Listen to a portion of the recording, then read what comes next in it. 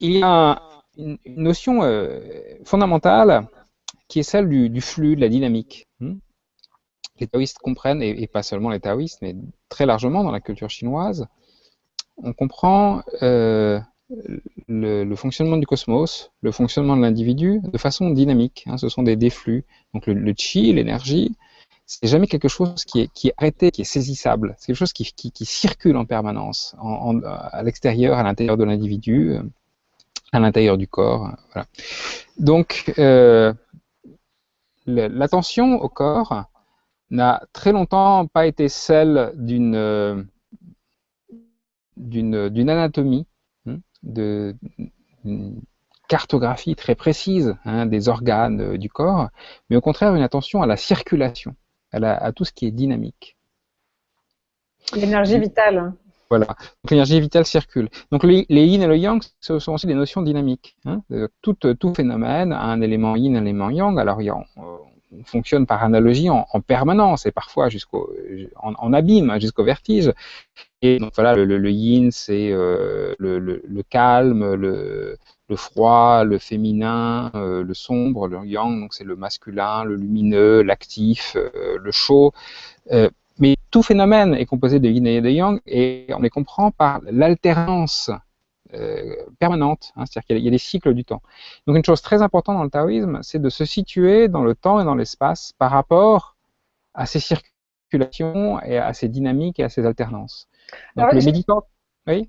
pardon, j'aimerais bien justement, peut-être je vais demander à Fabrice d'expliciter cette notion du yin et du yang qui est sans doute un des fondamentaux et qui a un certain nombre d'intérêts pour la suite et notamment pour la pratique. Justement, le yin et yang, c'est ce symbole blanc et noir avec du blanc dans le noir, ces gouttes là qui s'entrechaînent. Euh, Est-ce que vous pourriez raconter un petit peu justement cette notion de yin engendrée par le yang, de complémentarité des deux Fabrice, vous avez envie d'évoquer ça? Parce que dans la pratique de l'acupuncture, on utilise beaucoup ça. Mais oui, je peux me lancer. Bon, donc effectivement, je vais tout de suite revenir à votre question, mais il y a des multiples, on va dire, règles ou techniques ou manières de voir, mais le point commun, en fait, de toutes les règles liées presque, on pourrait dire, au taoïsme, mais en tout cas, c'est ce qui se voit très fort dans la médecine chinoise, c'est au fond une observation de l'alternance et des transformations.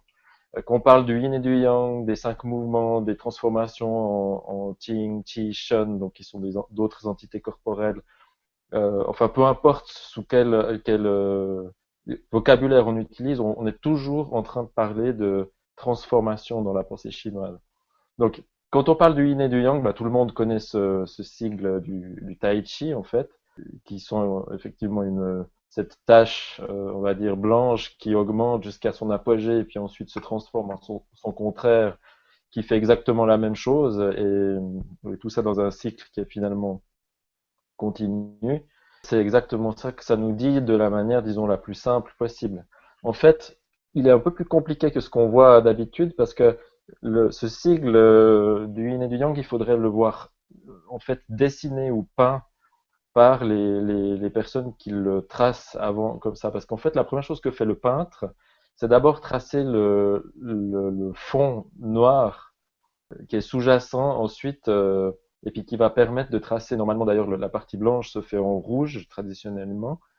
Mais si vous voulez, on place d'abord ce fond noir qui correspond à une sorte de matrice indifférenciée qu'on rencontre dans d'autres concepts aussi.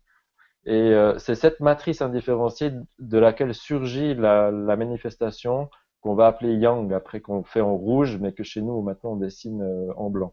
C'est Donc, le chaos d'où naît l'œuf primordial, c'est ça. exactement. Donc, mais quand on voit le dessin fini, on s'en rend pas compte. On peut juste se rendre compte parce que si vous regardez bien les dessins du yin et du yang, en général sur la bordure, il reste cette trace noire qui tourne tout autour du dessin.